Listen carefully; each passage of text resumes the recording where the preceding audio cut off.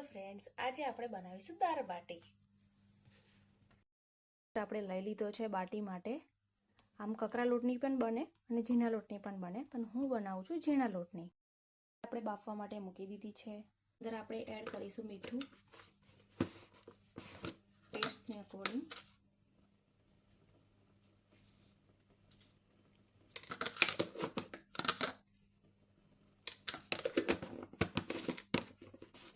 હવે આપણે લઈશું તેલ.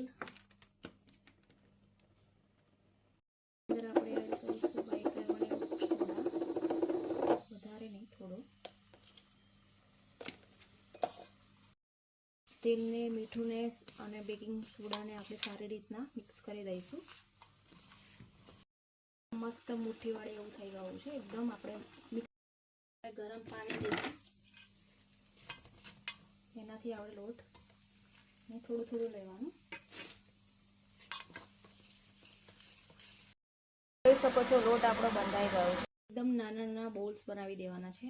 આ રીતના બધા બોલ્સ આપણા રેડી છે, એટલે કે બાટી. હવે આપણે એને ઓવનમાં શેકવા માટે મૂકીશું. આપણે દાળ વઘારીશું. તેલ ગરમ કરવા મૂકી દીધું છે. એની અંદર આપણે એડ કરીશું રાઈ, પછી લાલ મરચું સૂકું, સૂકા મસાલા,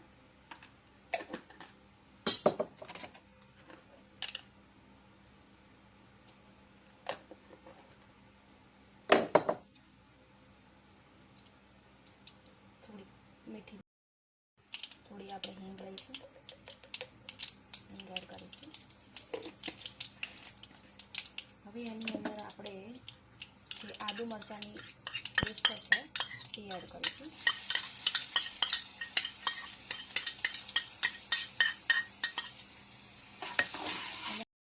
તમે જોઈ શકો છો આપણે આ આદુ લસણ સરસ કૂક થઈ રહ્યું છે. હવે આપણે એની અંદર ડુંગળી જે મેં ચોપ કરી દીધી છે એને એડ કરીશું.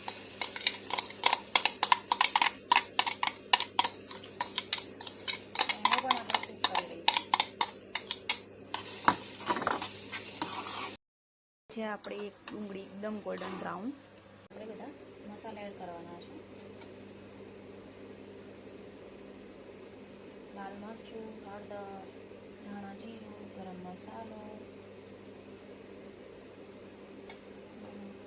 મીઠું, ટેસ્ટ.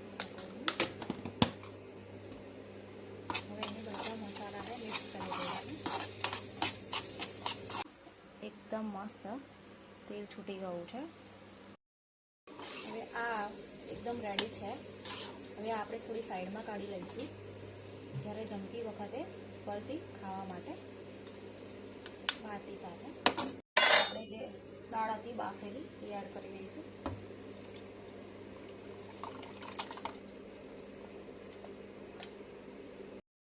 આપણે એડ કરીશું આમલીનું પાણી.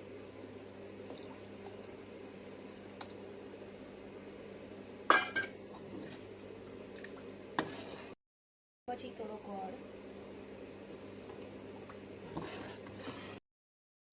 એકદમ મિક્સ કરી દીધું છે. હવે એને આપણે ઉકળવા દઈએ. એકદમ આપણી સરસ ઉકળી ગઈ છે. બાદ આપણે એડ કરીશું ધાણા.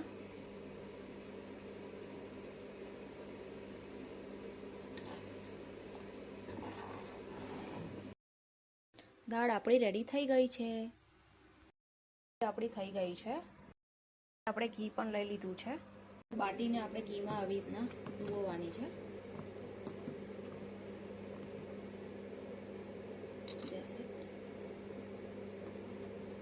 આવી રીતના બધી બાટીને ડૂબોડી દેવાની. રેડી છે આપણી દાળ બાટી. જો તમને આ વિડીયો પસંદ આવ્યો હોય તો લાઈક કરો, શેર કરો, સબસ્ક્રાઈબ કરો. Bye bye.